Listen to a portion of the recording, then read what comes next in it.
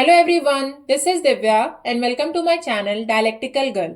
और आज की इस वीडियो में हम बात करेंगे भारतीय न्याय संहिता के दो इम्पॉर्टेंट टॉपिक के बारे में, wrongful restraint section 126 and wrongful confinement section 127। ये दोनों ही टॉपिक आपके एग्जाम पॉइंट ऑफ व्यू से बहुत ज़्यादा इम्पॉर्टेंट हैं और अक्सर स्टूडेंट्स इन दो टॉपिक्स में कंफ्यूज हो जाते हैं। इसीलिए इस वीडियो को एंड तक देखिएगा।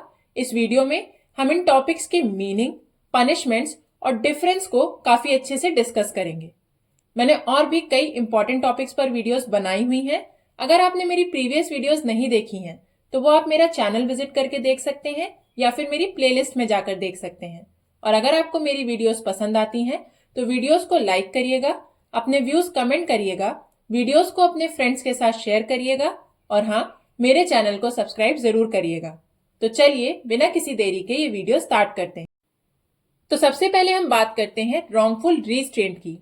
बीएनएस के सेक्शन 126 के सबसेक्शन 1 में रॉन्गफुल रिस्ट्रेंट की डेफिनेशन बताई गई है। सबसेक्शन 1 के अकॉर्डिंग अगर कोई पर्सन किसी अदर पर्सन को किसी पर्टिकुलर डायरेक्शन में प्रोसीड करने से, आगे बढ़ने से रोकता है, ऑब्स्ट्रक्ट करता है, तो हम ये कहेंगे कि उस पर्टिकुलर पर्सन ने रॉन्गफुल रिस्ट्रेंट का ऑफेंस कमिट किया है। अब इसको हम एक एग्जाम्पल के थ्रू समझते हैं। मान लीजिए जेड एक पर्सन है जो किसी पब्लिक रोड को ऑब्स्ट्रक्ट कर रहा है, ब्लॉक कर रहा है, जिसकी वजह से ए उस रोड पे प्रोसीड नहीं कर पा रहा है, उस पर्टिकुलर डायरेक्शन में आगे नहीं बढ़ पा रहा है।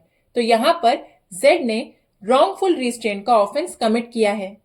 यहाँ पर एक बात ध्यान देने वाली है कि रॉन्गफुल रिस्ट्रेंट में जो पर्सन होता है वो किसी एक पर्टिकुलर डायरेक्शन में आगे नहीं बढ़ पाता, लेकिन उसके पास अदर ऑप्शंस अवेलेबल होते हैं। वो किसी भी अदर डायरेक्शन में फ्रीली मूव कर सकता है। बस जो उसको ऑब्स्ट्रक्ट किया जाता है वो किसी एक पर्टिकुलर डायरेक्शन के लिए ऑब्स्ट्रक्ट किया जाता है, यानी कि पर्टिकुलर डायरेक्शन में प्रोसीड करने से रोका जाता है। इसीलिए रॉन्गफुल रिस्ट्रेंट को पार्शियल रिस्ट्रिक्शन कहा जाता है। यहाँ पर आपकी लिबर्टी पर कंप्लीट रिस्ट्रिक्शन नहीं लगाया जाता है, बस एक पार्शियल रिस्ट्रिक्शन लगाया जाता है।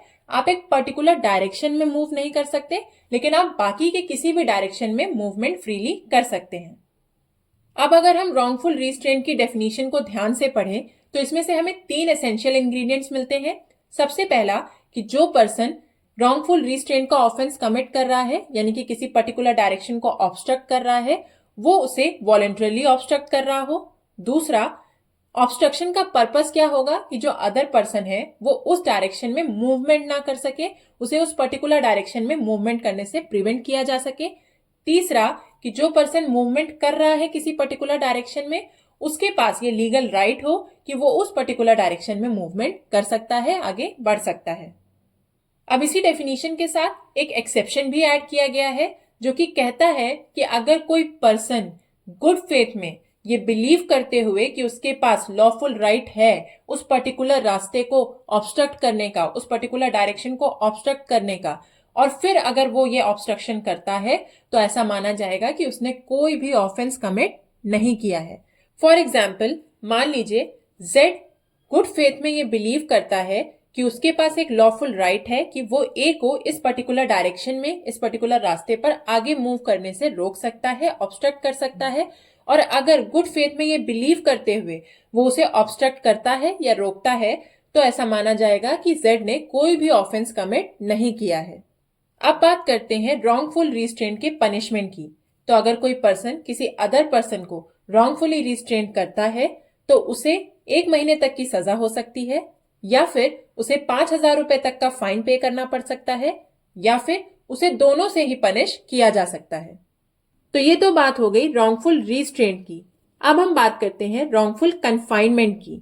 सेक्शन 127 का सबसेक्शन 1 रॉन्गफुल कन्फाइनमेंट की डेफिनेशन बताता है। इसके अकॉर्डिंग जब रॉन्गफुल रिस्ट्रेंट इतने सीरियस नेचर का हो जाए कि जिस पर्सन को रिस्ट्रेंट किया जा रहा है वो फिक्स बाउंड्रीज के अंदर कन्फाइन हो जाए, यानी कि उसके मूवमेंट पर कंप्लीट रिस्ट्रिक्शन लग जाए, तो फिर वो रॉन्गफुल रिस्ट्रेंट रॉन्गफुल कन्फाइनमेंट में कन्वर्ट हो जाता है। इसको एक एग्जाम्पल के थ्रू समझते हैं। मान लीजिए जेड ए को एक पर्टिकुलर रूम में बंद करके रखता है। यहाँ पर जेड ने ए को रॉन्गफुली रिस्ट्रेंट तो किया ही है। क्यों? क्योंकि ए किसी पर्टिकुलर डायरेक्शन में मूवमेंट नहीं कर सकता, लेकिन साथ ही में उसकी बाउंड्रीज फिक्स कर दी हैं, उसको कंप्लीटली रिस्ट्रिक्ट कर दिया है।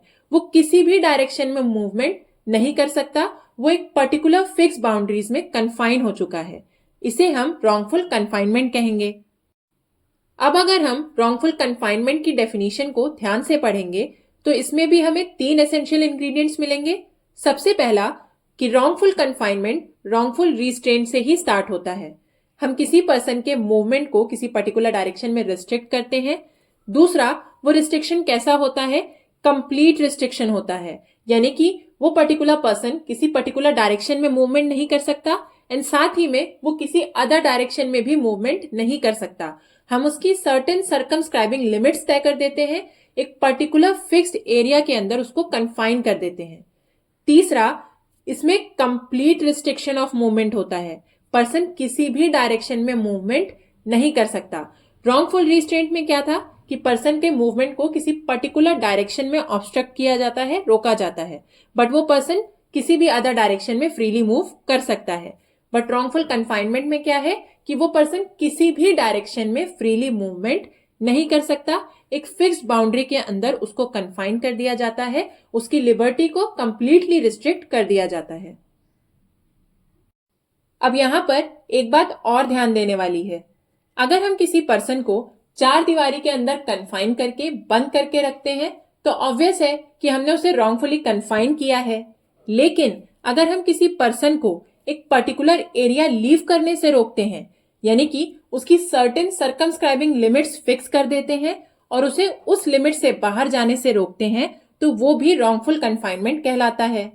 फॉर एग्जाम्पल, जेड एक बिल्डिंग के बाहर कुछ आदमी खड़े कर देता है और ए से कहता है कि अगर ए ने वो पर्टिकुलर बिल्डिंग लीव करने की, छोड़ने की कोशिश की तो बाहर जो भी आदमी खड़े हैं वो उसे शूट कर देंगे। तो यहाँ पर जेड ए के मूवमेंट को कंप्लीटली रिस्ट्रिक्ट कर रहा है, उसने उसकी सर्टेन सर्कमस्क्राइबिंग लिमिट्स तय कर दी है, एक फिक्स्ड एरिया के अंदर उसको कन्फाइन कर दिया है। इसीलिए यहां माना जाएगा कि जेड ने रॉन्गफुल कन्फाइनमेंट का ऑफेंस कमिट किया है। अब बात करते हैं रॉन्गफुल कन्फाइनमेंट की पनिशमेंट्स की। तो सेक्शन 127 का सबसेक्शन 2 कहता है कि अगर कोई पर्सन किसी अदर पर्सन को रॉन्गफुली कन्फाइन करता है तो उसे 1 साल तक की सजा हो सकती है, या फिर उसे 5,000 रुपए तक का फाइन पे करना पड़ सकता है, या फिर उसे दोनों से ही पनिश किया जा सकता है। तो ये तो हो गई बेसिक पनिशमेंट। सेक्शन 127 के आगे के सबसेक्शंस रॉन्गफुल कन्फाइनमेंट के एग्रावेटेड फॉर्म से डील करते हैं। सबसेक्शन 3 कहता है कि अगर कोई पर्सन किसी अदर पर्सन को 3 या 3 से ज्यादा दिनों के लिए रॉन्गफुली कन्फाइन करके रखता है तो उस पर्सन को 3 साल तक की सजा हो सकती है, या फिर उसे 10,000 रुपए तक फाइन पे करना पड़ सकता है, या फिर उसे दोनों से ही पनिश किया जा सकता है।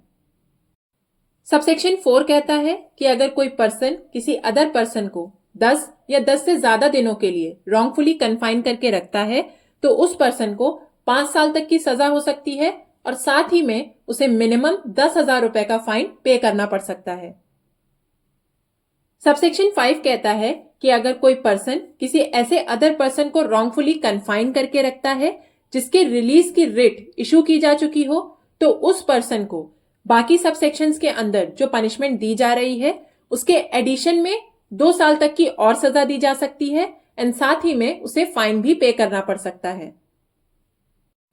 अब इसको एक एग्जाम्पल के थ्रू समझते हैं।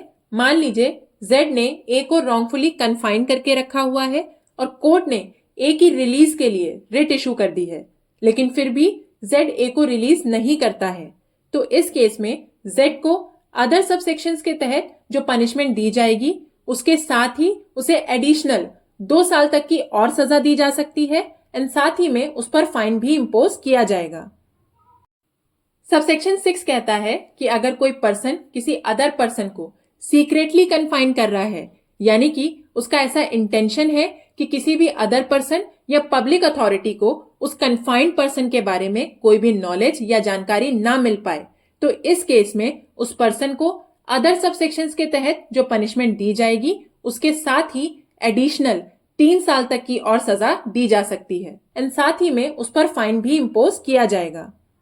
सबसेक्शन 7 कहता है कि अगर कोई पर्सन किसी अदर पर्सन को एक्सटॉर्शन के पर्पस से रॉन्गफुली कन्फाइन कर रहा है, यानी कि वो उस अदर पर्सन से या उसके लव्ड वन से कोई प्रॉपर्टी या वैल्यूएबल सिक्योरिटी एक्सटॉर्ट करना चाहता है, या फिर उस कन्फाइंड पर्सन से या उसके लव्ड वन से कोई इलीगल काम करवाना चाहता है, या फिर कोई ऐसी इंफॉर्मेशन जानना चाहता है जिससे कोई क्राइम फैसिलिटेट हो सके, तो उस पर्टिकुलर पर्सन को 3 साल तक की सजा हो सकती है एंड साथ ही में उसे फाइन भी पे करना पड़ेगा।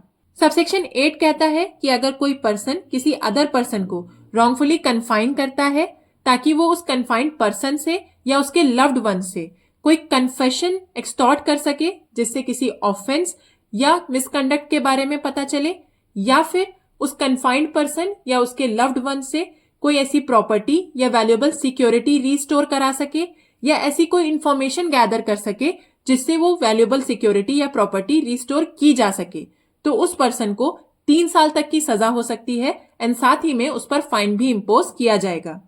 तो ये तो बात हो गई रॉन्गफुल कन्फाइनमेंट की। आई होप अब आपको क्लियर होगा कि रॉन्गफुल कन्फाइनमेंट और रॉन्गफुल रिस्ट्रेंट में क्या डिफरेंस है। रॉन्गफुल रिस्ट्रेंट का मतलब होता है किसी पर्सन के मूवमेंट को ऑब्स्ट्रक्ट करना इन अ पर्टिकुलर डायरेक्शन, यानी किसी पर्सन को एक पर्टिकुलर डायरेक्शन में मूव करने से रोक देना। और वहीं पर रॉन्गफुल कन्फाइनमेंट का मतलब है कि किसी पर्सन की सर्कमस्क्राइबिंग लिमिट्स तय कर देना, यानी कि उसको एक फिक्स्ड एरिया के अंदर रिस्ट्रिक्ट कर देना, कन्फाइन कर देना। कन्फाइनमेंट रिस्ट्रेंट का ही एक मोर सीरियस फॉर्म है, और जैसे जैसे ड्यूरेशन और इंटेंशन बढ़ती है वैसे वैसे कन्फाइनमेंट में पनिशमेंट भी इंक्रीज होती जाती है। अगर और सिंपलर वर्ड्स में कहें तो रिस्ट्रेंट का मतलब है restricting movement in one direction, यानी कि एक डायरेक्शन में आगे बढ़ने से रोकना। और अगर हम कन्फाइनमेंट की बात करें तो it means complete restriction of movement, यानी किसी भी डायरेक्शन में मूवमेंट को रोक देना, ऑब्स्ट्रक्ट कर देना। So that's all for today. I hope आपको आज की इस वीडियो के सारे पॉइंट्स अच्छे से समझ आए होंगे और क्लियर हुए होंगे। अगर आपको कोई भी क्वेरी है तो वो आप मुझे कमेंट सेक्शन में पूछ सकते हैं। और अगर आपको ये वीडियो पसंद आई है तो do like this video, share this video with your friends, and yes, don't forget to subscribe to Dialectical Girl for more such educational content. Thank you for watching.